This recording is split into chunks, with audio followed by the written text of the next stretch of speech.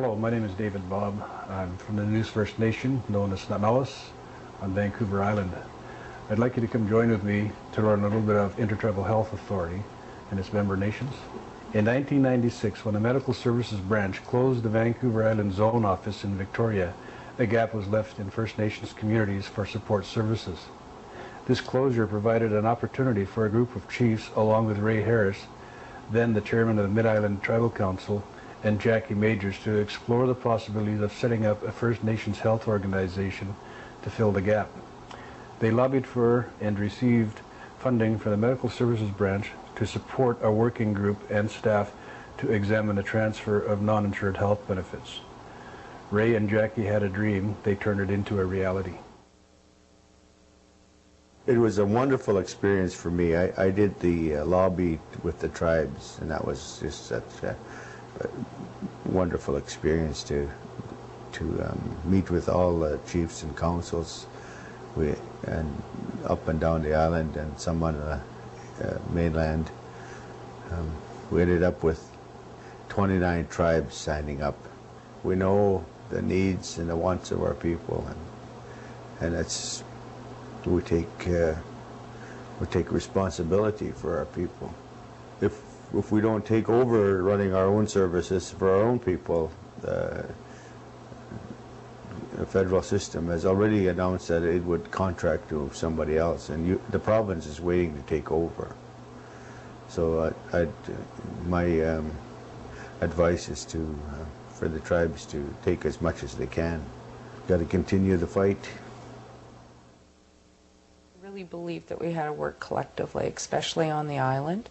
And at the time we started, Health Canada was starting to reduce the level of services, had said that a number of the bigger bands on the island had transferred, and therefore they didn't need to provide the same level of service. It was a vision.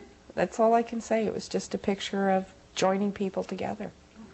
Ray and I had a really firm belief that for ITHA to be successful, it needed to come from the communities, you know, like the momentum, and it had to be a political process combined with kind of like the technical process. The biggest challenge was bringing the Coast Salish together with the Quag youth, because that had never happened before.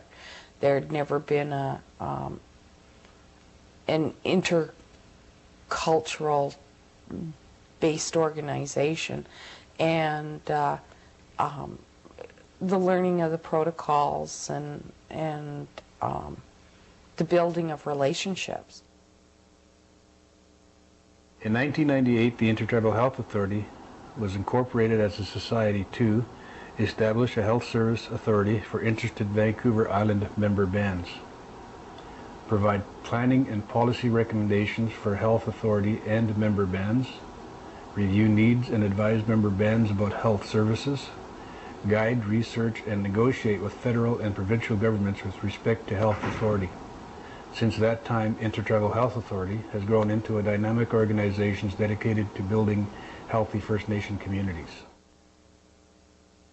ITHA needed a logo to show its uniqueness in representing northern tribes and southern tribes. Maynard Johnny was given this task. The idea was to do an eagle, and then I came up with the idea of doing a two-headed eagle to show both sides of the cultures, so the Salish side and then you have the Kwakwaka'wakw side.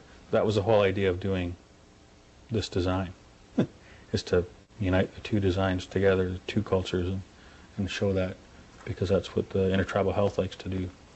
You know, they want to use this to show that we're all native here, so we can work together.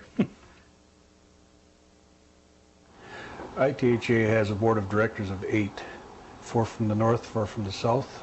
The directors meet once every 2 months and have a general assembly once a year, alternating between the north and the south. The board of directors share a vision of healthy First Nation communities that have a thriving culture and language, a strong community infrastructure, a wealth of generational knowledge, and well-educated and highly skilled community members. The mission of the Board of Directors is to support its member First Nations by enhancing the quality of life, well-being of their people and families through community development, professional consultation, and direct health services. The Board is governed by the Societies Act of British Columbia. It follows the Constitution and bylaws of the Society and established Board policies. The ITHA office is located in the traditional territory of the Nanaimo people, better known as Nanaimo. Terry Fox is the Executive Director. She is the link between the Board of Directors and all staff.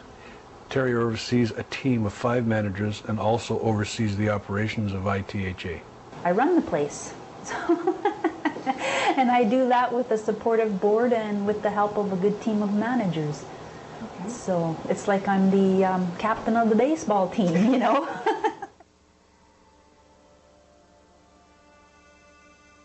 The financial department ensures that accurate and complete financial records are maintained. Receivables and payables are managed on a timely basis. Cash flows are managed effectively. Financial reports are prepared at a timely basis.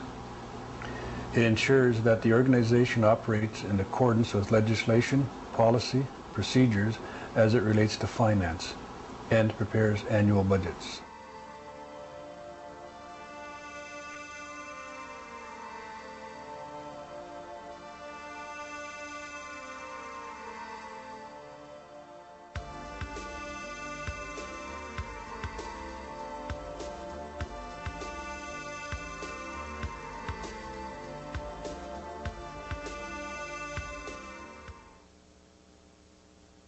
I like making sure that the clients get their benefits in a timely fashion, because here we're able to do it much quicker than Health Canada because we're smaller.